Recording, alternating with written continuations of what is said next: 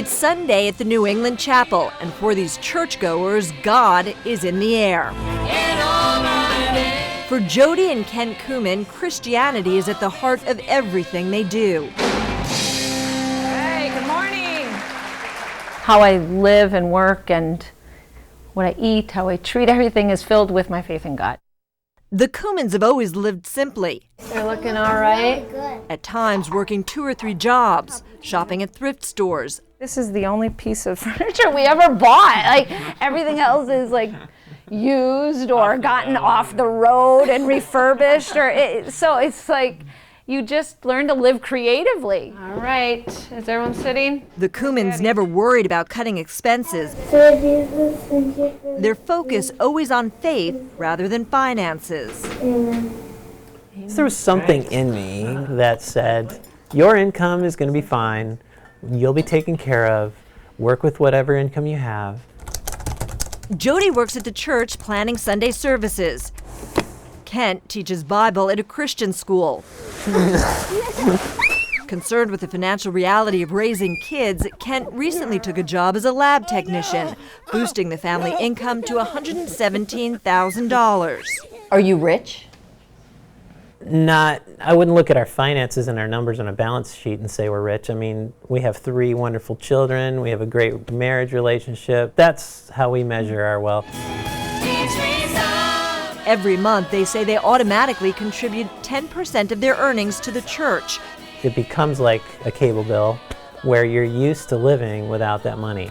It's out the door. Do you sometimes feel that you are making sacrifices? Like, for example, if you didn't tithe one particular month, maybe that would put a couple of extra dollars in your pocket. Yes, I feel like sometimes it's a sacrifice, and that's where my faith comes in and says, you know what, let's look at this again, or other people will help me sort of refocus, but I think that's such a natural tendency. Still, the family's larger income raises new issues. I really feel sometimes that this is too much. When we had no money, you just didn't have anything, so you didn't do anything, you didn't have the choices. This is going to be a great room. Choices like whether to finish the family room quickly rather than bit by bit, or buy a flat-screen TV. It's kind of extravagant. Well, Yes, it is. it used to be a lot more extravagant than before. They've gone down in That price. is still a discussion. Amen. Although it's a Tuesday, the Levy's home feels like it does on the Jewish Sabbath. I didn't put any soda yet. The cramped Brooklyn, New York apartment is filled with the rich aroma of chicken, fresh bread, pie. Every Friday night is a holiday by us. Everything's family focused, family. So you're bringing life into the world. He always says, I'm not working for me, I'm working for my family. And I think it's a beautiful mindset because the struggling is also you're struggling for your family. You love Daddy? Lately, the struggling has been hard on this Orthodox family. Shema Israel, Adonai Eloheinu. Norman, who prays every morning, works at a high-end jewelry store. His salary up and down based on sales. We live above our means. The biggest expense we have is the rent, health insurance, and school. Stand up, stand up. They have cut back on most everything, buying less meat and less clothing for their 4 children. We like to just get by every day. Not probably the best plan, but not really much more you can cut. We don't own a car. We're renting a home. And religious expenses can cost a lot. It's forbidden to drive on the Sabbath, so the Levys pay nearly $3,000 a month rent to be in walking distance of their synagogue. Private school runs up to $17,000 per child. Come close. And kosher food prepared under strict Jewish law is expensive. I mostly pay by check. And to be honest with you, I write it and I hope he's going to be able to put the money in the bank. Money's tight, but this self-described middle-class family says Daddy? their lives are rich. I'm the luckiest person in the world. I have it all. Every morning before sunrise, Salima Suswell and her 12-year-old daughter, Layla, wake for morning prayers. It's pretty much my foundation for everything. I mean, we like to say that Islam is more of a way of life than a religion.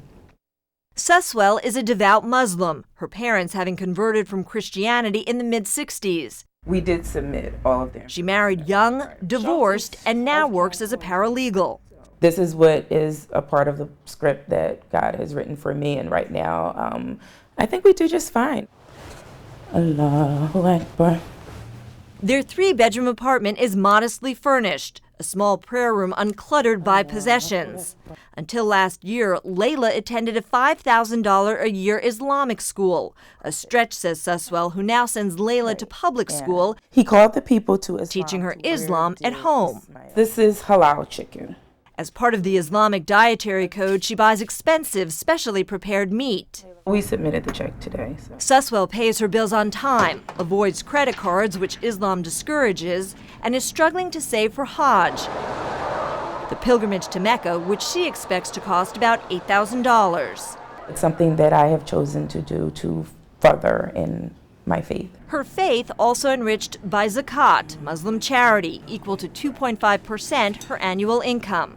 When I'm at my lowest, it sort of persuades me to give even more because I feel it's sort of like a pay it forward thing. If I take care of others, Allah subhanahu wa ta'ala will take care of me. Bismillah wa ala barakah. She and Layla try to take a vacation once a year, and if they were to hit the jackpot, I wouldn't play the lottery because it's gambling, so that's against my religion. The first thing I would do is donate to the Islamic community. And I would probably put money towards Layla's college fund. And we'd probably go to Paris. Deborah Thayrick, CNN.